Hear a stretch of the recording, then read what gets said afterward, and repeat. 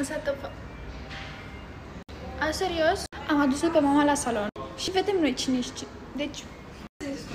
Mama, ești gata? Mamă. Vedeți, abia așteaptă. Apropo, nu știu dacă v-am zis, dar se vopsește verde. Pentru că am convins-o eu.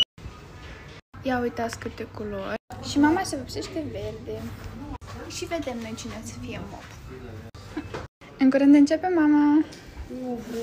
Mama, taci, mama.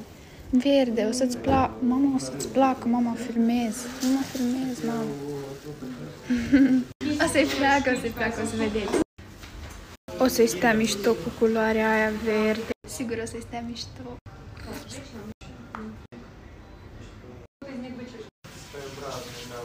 Așteptăm.